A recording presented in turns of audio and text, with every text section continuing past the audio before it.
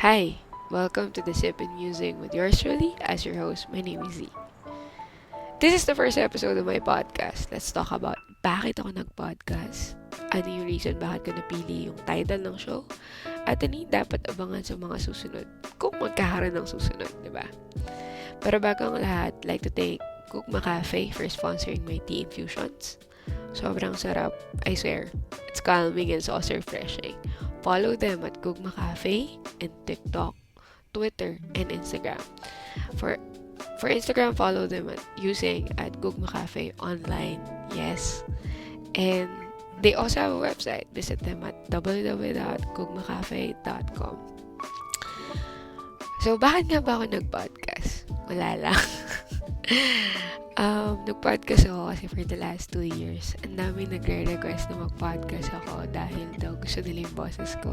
Not sure if totoo to. But sa mga listeners ko, kung meron man, anong masasabi nyo? Bagay ba yung boses ko mag-podcast? So bakit nga ba the sip and musing? Kasi sip means to drink. Taking only a very small amount at a time. For me, na-realize ko na parang if you're taking a sip, you're taking it one at a time, right? Parang life, yes, it's a fast pace, pero, di ba, we can do things or take things in life slowly, or kumbaga take it one at a time. So for me, it's like that. Ganun ko gusto gawin yung discussion. We'll take one thing at a time, di ba? Di naman kailangan na lahat ng bagay sa mundo mabilis, di ba? Minsan, you wanna take things slow. Diba? Parang yung mga relationship natin, sometimes you wanna take it slow. Yeah, pero for me, sometimes it's better to take it slow. Yes. And syempre, I wanna talk about while taking it slow, what do you usually do? Diba? We reflect. Hence the title, Musings. Musing means a period. Nabubulol ako, diba? A period of reflection. So, parang, the sip and musing. It means, I take a sip, I take it one at a time, but I also reflect on it. O, diba? Ang witty ko doon. Parang ano lang yan pag may chismis, or like, if you want to ponder about new information, you take a sip of it. Diba? You take it one at a time. So, parang for me, it's the same thing. It's the same thing. So, ayan. So, parang dagdag na rin natin yung fact that I like tea. Yes. Mahilig ako sa tsaa. Figuratively and literally. Hence, I like to shout out again Gugma Cafe for the tea infusions. So, ayun. Ano pa ba? So, ano nga ba dapat abangan sa podcast na to? Wala. Nabiro lang. Siguro yung mga topics na i-discuss ko is yung mga bagay na interesting tulad ng fangirling, life in general, that hopefully, if we would go on, we would have special guests. Hopefully. Pero ayun lang siguro. Tsaka syempre kung may Q&A akong ipopost, hopefully may mga taong mag-answer nun and then we will use that as a topic. Or you can just, request. And hopefully, sana meron akong listeners. Diba? That will only happen if I have listeners. I know, right? So, ayan. So, for our first episode, kanina ko pa sinasabi na this is the first episode. Pero ito na nga yung topic natin, or what we call the sip for this episode. The sip for this episode is taking rest. O, diba? Ang smooth. Smooth ko doon. So, ano nga ba ang rest? At bakit ang daming quotable quotes about it? Bakit nga ba? No? Pero bago natin i-dissect yung meaning ng rest, magko-quote muna ako ng mga nahanap ko sa Google. Syempre, with a little bit of citation kung kanino siya galing and also a bit of my opinion here and there. So, sabi ni Mark Zuckerberg. Yes, Mark Zuckerberg ng Facebook. Sabi niya, the biggest risk is not taking any risk. In a world that is changing really quickly, the only strategy that is guaranteed to fail is not taking risks. Ang ironic, diba? Pag di ka nag-risk, it's also one of the biggest risks in your life. Isipin natin, no? Sobrang ironic din sa bagay. Pag di ka naman talaga nag-risk, it's also like a risk. that you don't wanna move forward with something, or you don't wanna, you don't wanna lose something. So, we'll see. We'll see with the next one. Tapos, pinakita pa ako, sabi naman ni Vic Hope, isang British journalist. Sabi niya, taking risks doesn't mean shrinking responsibility, but embracing possibilities. This one is very interesting. Kasi for other people, they see risk as, trying to lose something out of their daily life. Maybe it's just adding possibilities to what you have in life siguro, diba? Parang, you wanna take a risk on getting into a new relationship, diba? Not that you wanna shrink your responsibility personally as a person, but you wanna open the possibility of joining another person's life. In other words, gusto magdagdag ng responsibilidad. Ang ironic talaga ng taking risk. But yeah. So the next one I've seen, that's pretty much interesting. Sabi ng isang US inventor and entrepreneur na si Joy Mangano. I don't know if I have the right pronunciation, but that's how I read it. Please do correct me if I make a mistake. Sabi niya, don't be afraid to have a reality check. Taking risks is okay, but you must be realistic. So, bagay, tama nga naman siya, di ba? Like, hindi ka naman pwedeng mag-risk lang ng hindi realistic or hindi grounded to reality yung mga gusto mong maging i-risk, di ba? Hindi mo naman pwedeng sabihin, magiging jowa ko si Byun-Baek yun. I-risk ko pumunta ng Korea. Girl, medyo kailangan grounded tayo.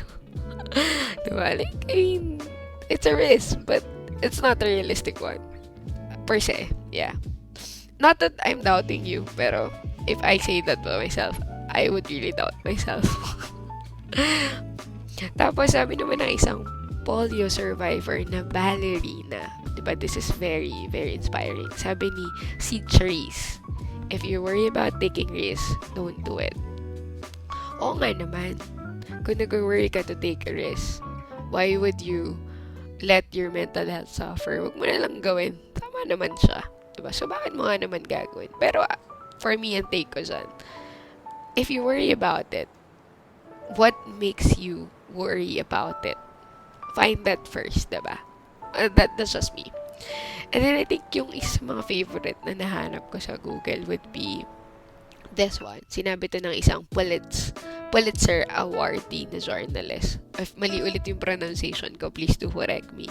Sabi ni Anthony Shadid, I don't think there's any story worth dying for, but I do think there are stories worth risk for. Diba? Ganda nun. O nga naman, sabi nila, there are stories worth risking for eh. So, maybe we just have to really find that story that they're worth the risk. It may not be worth dying for, but it may be worth the risk, right?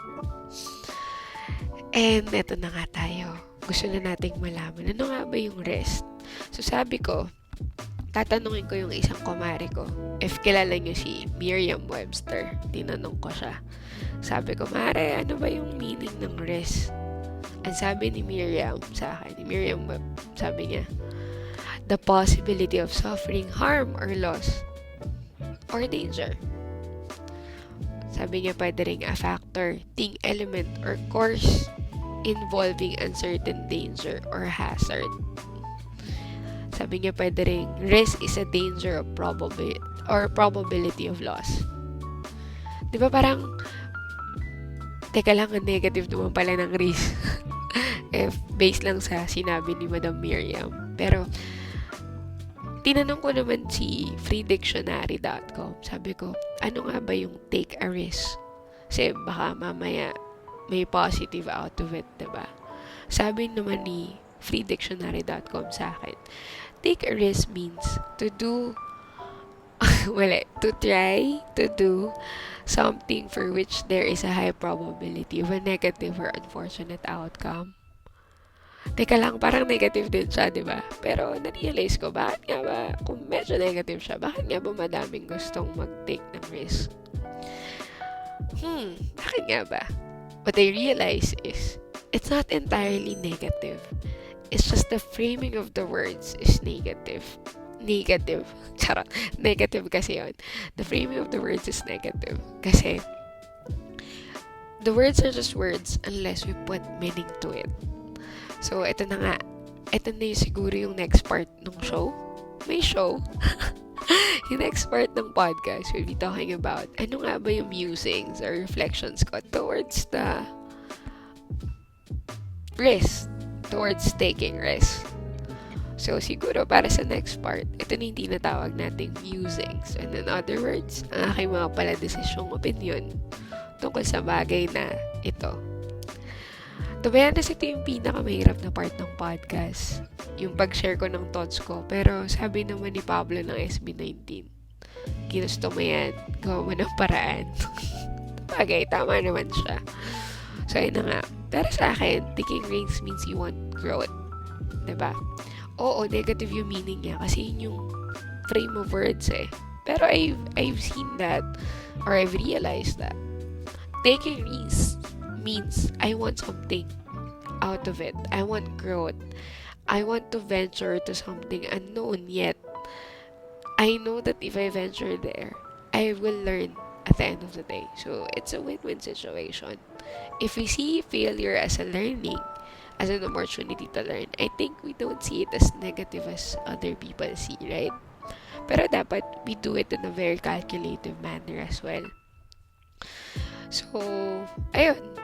And I realized na bakit nga ba maraming gustong mag-risk? Kasi for all the different reasons, you want something outside of our comfort zone. We all wanted to grow. We wanted something out of the ordinary. That's why some people wants to take a risk. Sa bagay kasi nakakasawa naman kung paulit-ulit mong ginagawa yung isang bagay tapos hindi mo susubukan mag-try ng ibang bagay, diba?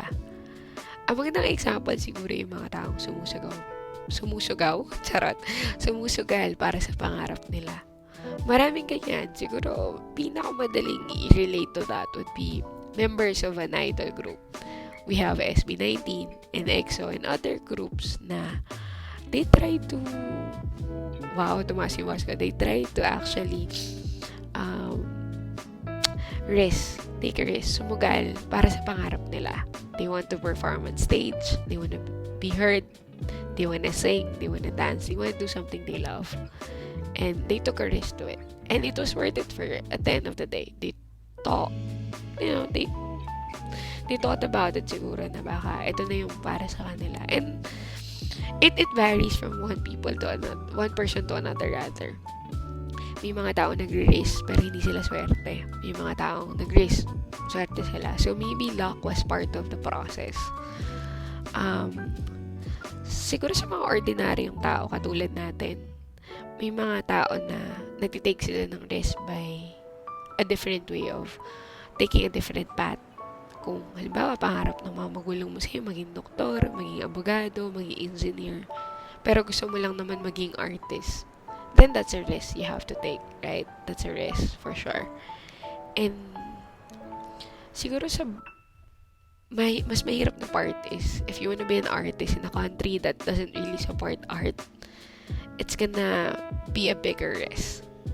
So yun, siguro those are some examples I could say.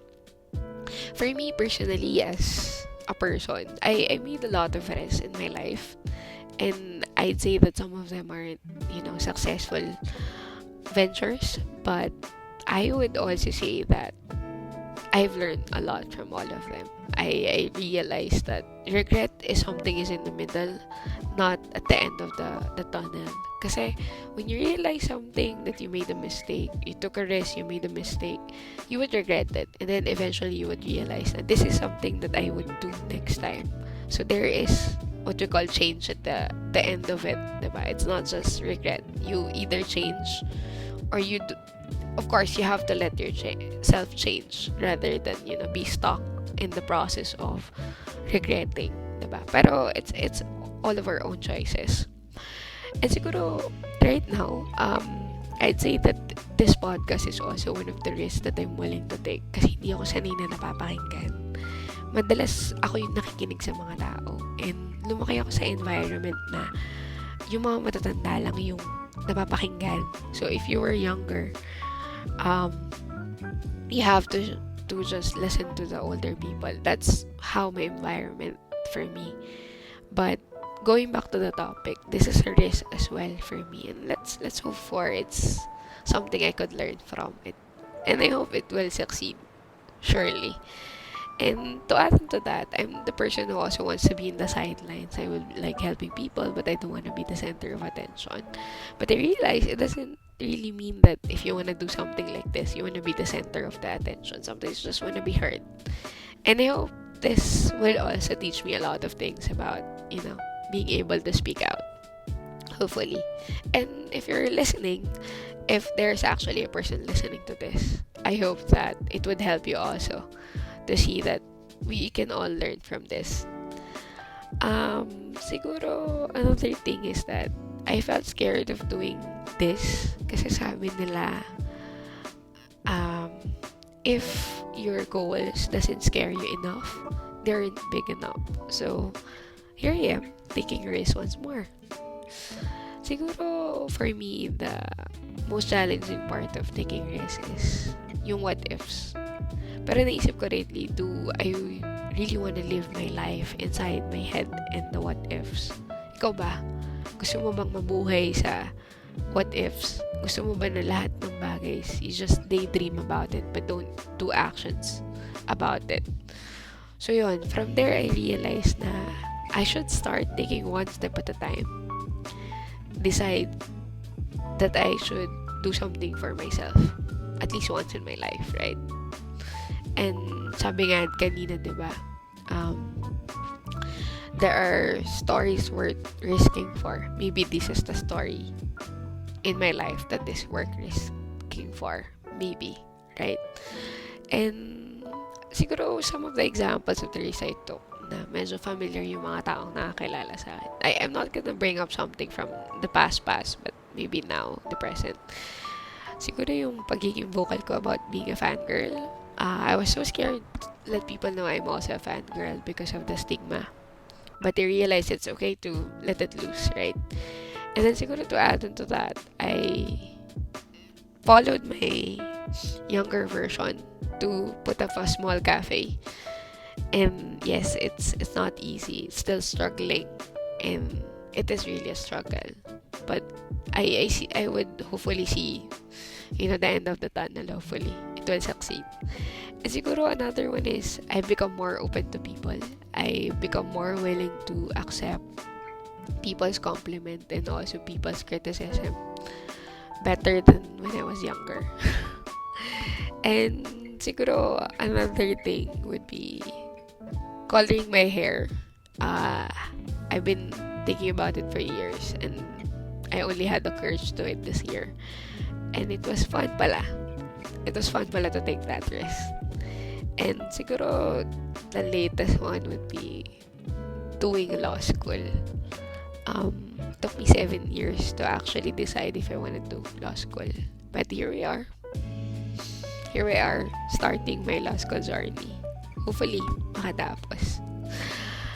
So for lahat ng ginagawa ko, it's scary because I don't have a backup plan. Yes, ngayon lang ako nawalan ng backup plan sa buhay ko. But hopefully, I will find comfort in all of this. Exciting, yes. Mahirap. Pero I feel like there's more sense of accomplishment when I overcome things. And also, I realize I become more open to things. I learn to listen more.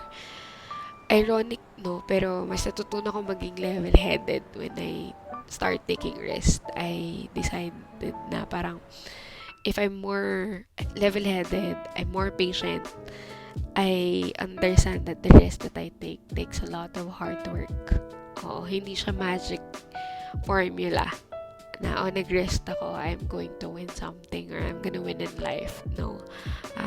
It has become more of a lesson that grounded me to become a better person. Sabi nga ni Byun Baekhyun ng EXO, be brave, be humble. So, I think that's also one thing I've learned when I took a lot of risks in life. And yun, kung meron mong nakikinig dito, hindi ko sure kung meron. Yes, I still doubt kung may makikinig. Pero, I hope you start to take risks one at a time. Diba? Take it.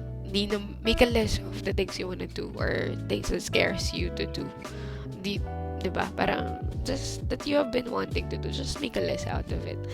Di naman kailangan na laging malaki yung risk na gagawin natin eh. Minsan, the smallest things like simpleng pagpili ng pagkain na hindi pa natin natatry, it will give us a better perspective.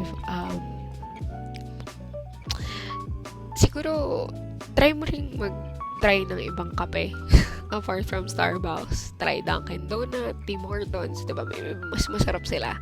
I'm not saying na hindi masarap yung Starbucks. Mas mahal lang sila. So, maybe try other coffee. Or Pansit Canton. Try Mi Goreng. Diba? It's a risk. You haven't tried it, but maybe you should try it. It's no harm in doing that. Or maybe try magpalit ng bagong pabango, bagong shampoo for the just the sake of it. Yes, it's a risk. Kasi baka hindi mabango yung mabili mo or baka hindi bagay sa'yo. But, we can all try. Diba? Wala namang masamang mag-try. And siguro kung mas relate sa'yo, diba? Parang try mo mag-order sa Inter-Asia kaysa mag-group order. At least once in a while. Mas mahal siya, yes. Pero baka manalo ka ng voice call event with Kyungso. We will never know. There's no harm in trying naman. Diba? Just one thing I realize is that, lahat tayo, nakikita natin yung risk as something big. Pero, there are risks that comes in small packages that can change our lives. It can change or shift our frame of mindset or perspective in life if we see it in different angles. It's also help us understand the situation, help us become better individuals.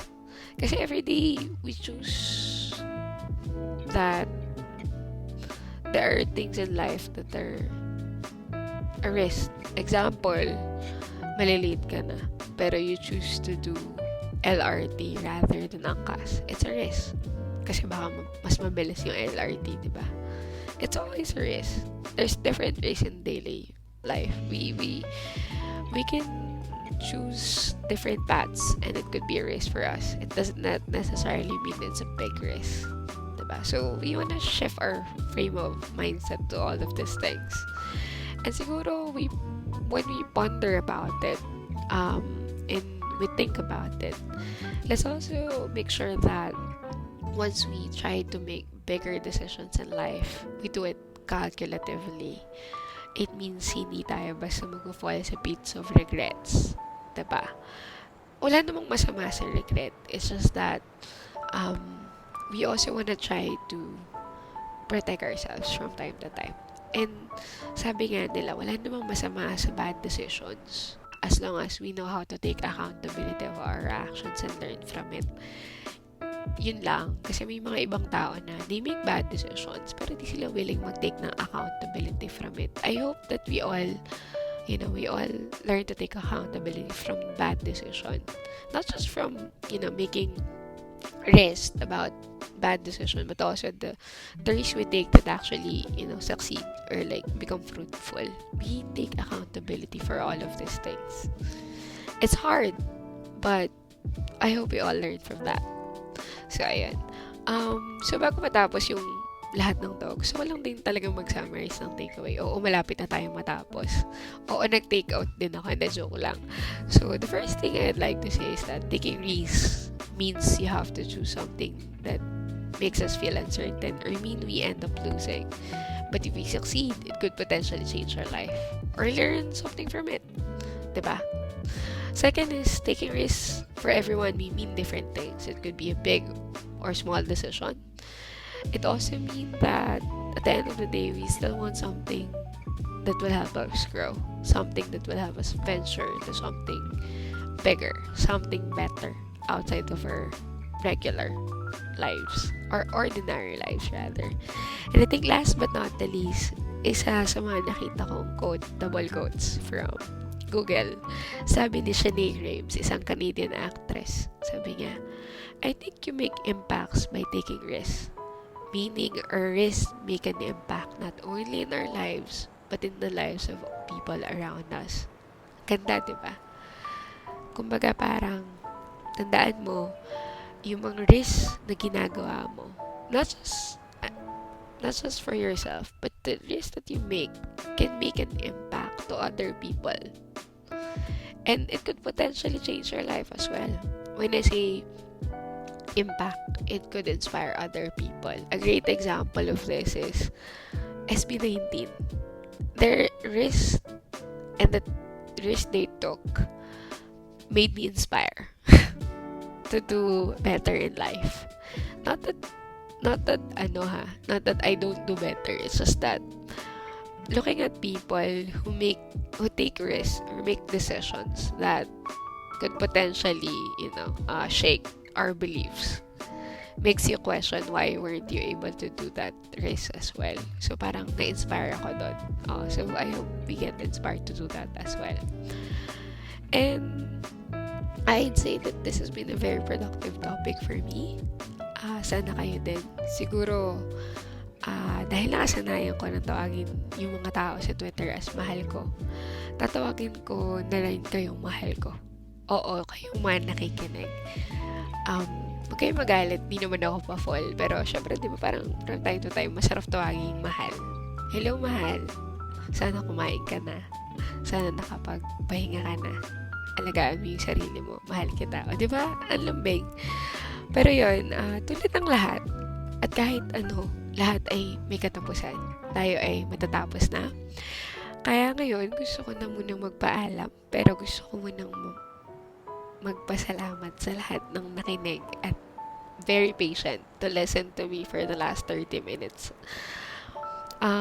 Gusto ko lang sabihin bago matapos ang lahat. If you are thinking about that thing or you wanna take that risk, maybe this is your sign. Ito na yung sign mo para gawin siya. And tandaan mo, mahal, sapat ka. Hindi ka kulang at marami nagmamahal sa'yo. Maraming salamat sa pakikinig, mahal ko.